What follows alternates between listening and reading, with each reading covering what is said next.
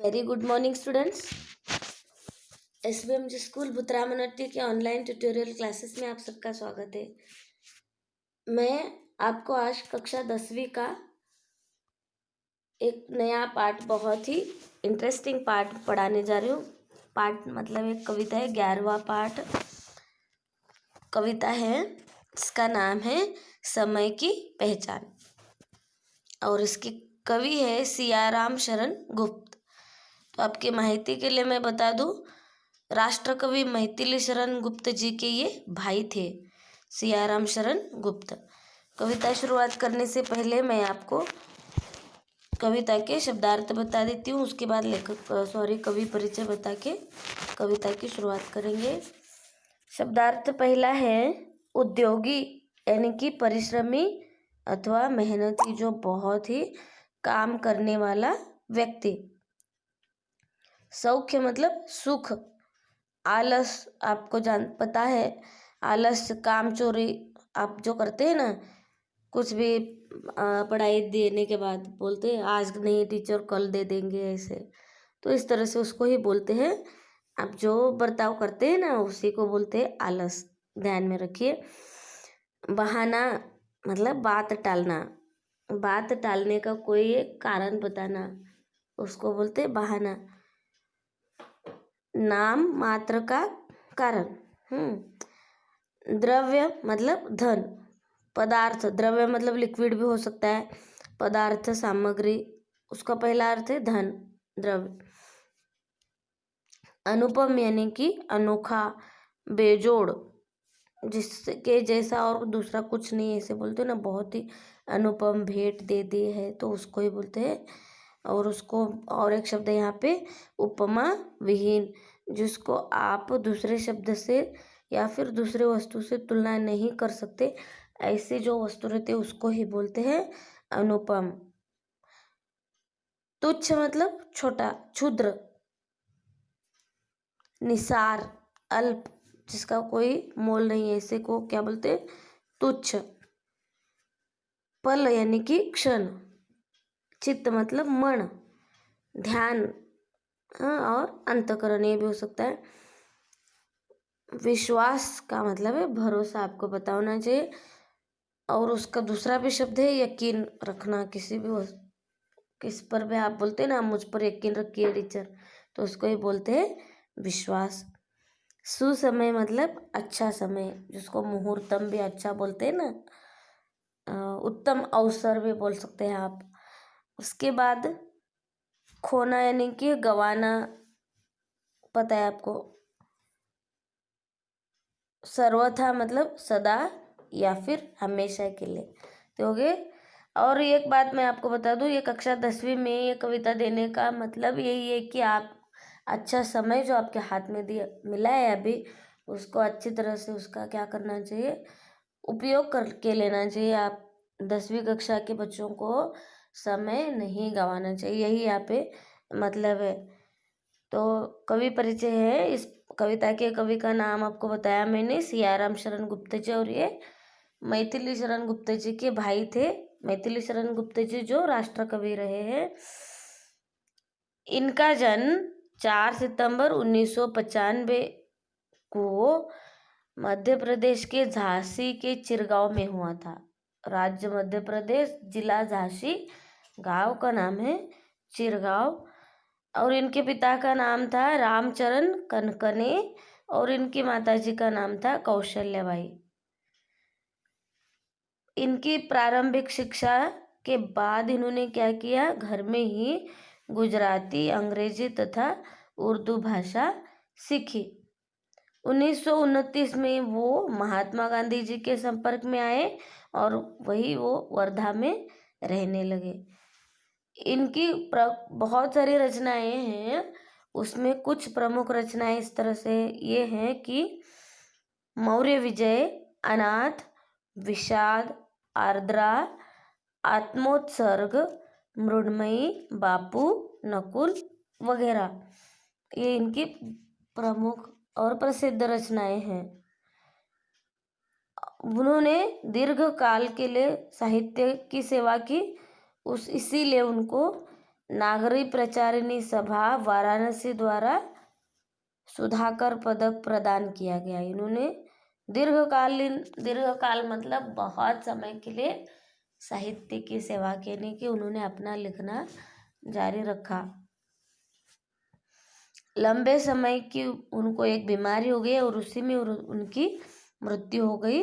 29 मार्च 1963 में इनकी क्या हो गई, मृत्यु हो गई। तो ये था कवि परिचय।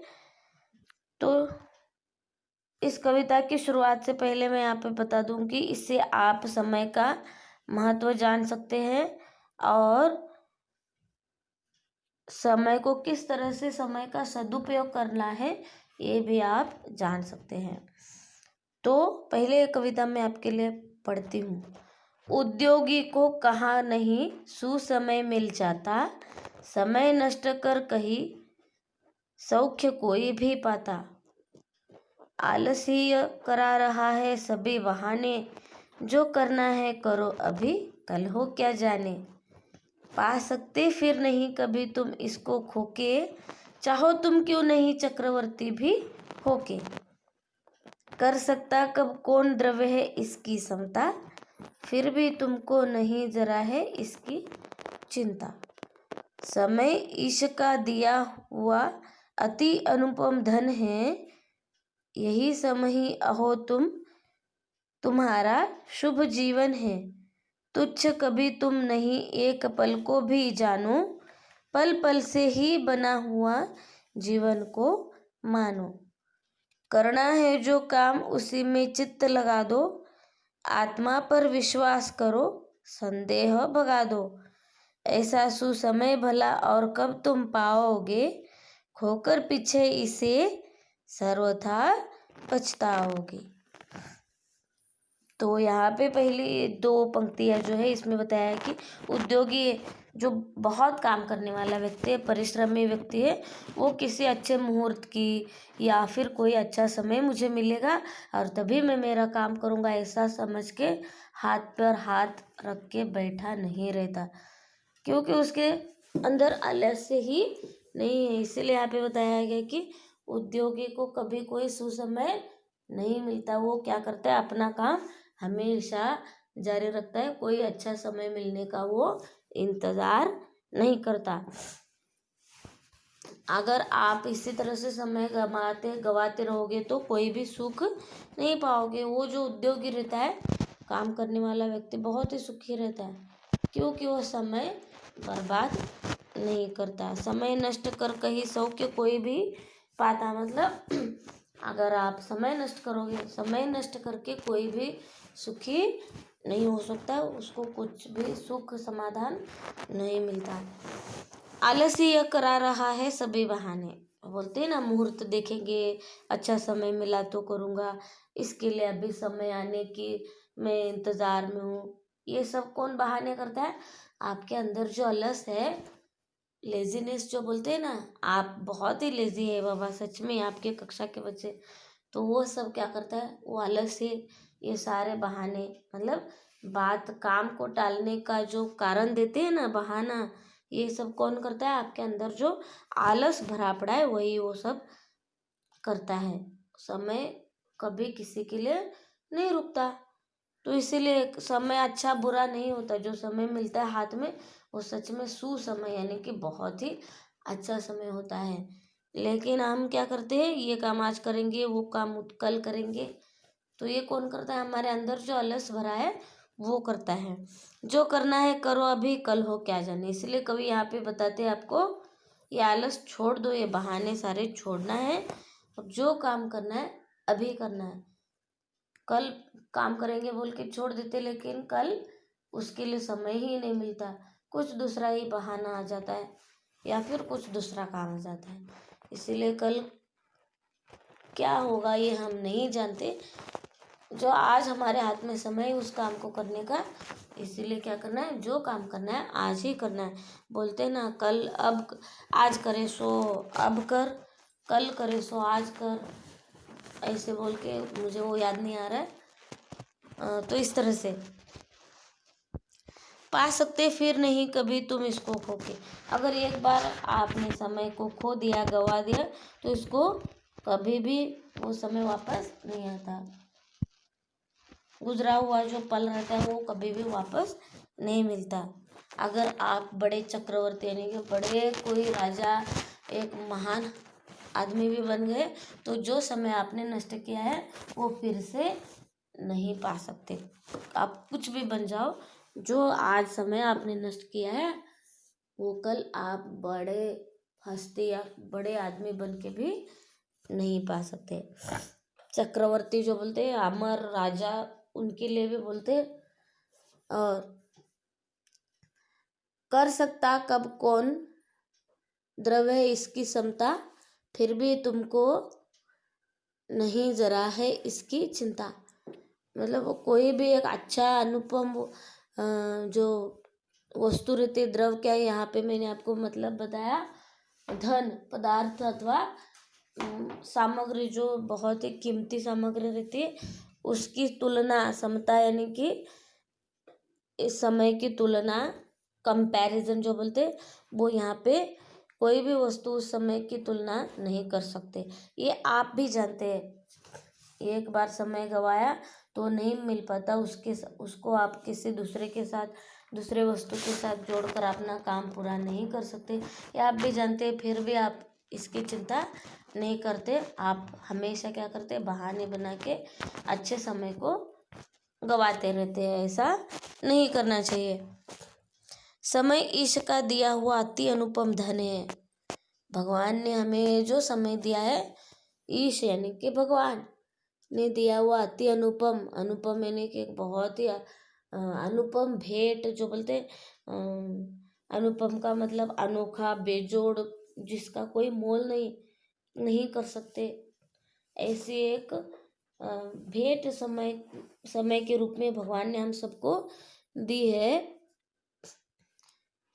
यही समय ही हो तुम्हारा शुभ जीवन। ये समय जो मिला है, आज जो जीवन मिला है, यही हमारा क्या है, शुभ जीवन। मतलब ये समय जो मिला है, तुच्छ कभी तुम नहीं एक पल को भी जानो। इसको तुच्छ यानी कि इसको कभी भी कमी नहीं समझना है। तुच्छ का मतलब यहाँ पे क्षुद्र या फिर जिसका कोई कीमत ही नहीं, ऐसा कभी भी नहीं मानना है आपको। समय ही हमारे लिए सब कुछ है। पल पल से ही बना हुआ जीवन को मानो। हर एक पल से ही क्या बनता है, हमारा जीवन। जैसे कि एक एक सेकेंड मिलके 60 सेकेंड्स जब मिलते तो मिनट हो जाता है, 60 मिनट्स एक साथ मिलते तो मतलब घंटा जो बन जाता है। एक एक 60 मिनट्स से जो मतलब एक पूरा दिन बन जाता है। इस तरह से एक एक पल से ही क्या बनता है, हमारा जैसे जैसे दिन आगे बढ़ते हैं वैसे हमारा जीवन भी आगे बढ़ जाता है। तो समय रुकता ही नहीं है। तो यही समय, यही एक एक पल मिलके जो बनता है, वही हमारा क्या है, जीवन है। करना है जो काम उसी में चित्त लगा दो। आपके हाथ में जो काम है, जो आपका काम है, एक स्टूडेंट्स के रूप में आपका जो काम है, टीचर के रूप में जो हमारा काम है, वही क्या रहता है, हम उसमें हमें क्या करना है, हमारा ध्यान, मन लगा देना है। चित्त यानी कि आत्मा पर विश्वास करो, संदेह भगा दो। अपने आप पर विश्वास रख के जो मन में संदेह है, कोई भी डाउट, चिंता जो है, उसको भगा के जो समय हमारे हाथ में मिला है उसका अच्छे तरह से सदुपयोग करके हमें क्या करना है, हमारा काम करना है। ऐसे कवि बता रहे हैं और ये सच है। ऐसा सुसमय भला और कब तुम पाओगे, खोकर पीछे इसे सर्वथा पछताओगे। ऐसा समय फिर से आपको नहीं मिलता। अगर एक बार आपने खो दिया इसको पीछे, मतलब इसको छोड़ दिया आपने, तो फिर हमें क्या हो जाएगा, पछताने की बारी हमारी आ जाएगी।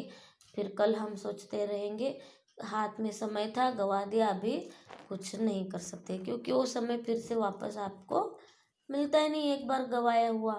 तो इसीलिए ये कविता आपको आपके 10वीं कक्षा के अभ्यास में दी गई है और आपको इस समय को पहचानना है। कविता का नाम ही है समय की पहचान मतलब अच्छा समय बुरा समय ऐसा कुछ भी नहीं रहता। मुहूर्त वगैरह जो समय मिला है सच में आपके हाथ में अच्छा समय रहता है, उसका सदुपयोग करके अपना काम करना, यही क्या होती है, समय की सच्ची पहचान होती है। आशा है बच्चों ये पाठ आपको समझ में आया होगा। अगर कोई शंका इसमें है तो आप मुझे इस नंबर पे कॉल कर सकते हैं या फिर जीमेल कर सकते हैं। वीडियो देखने के लिए धन्यवाद।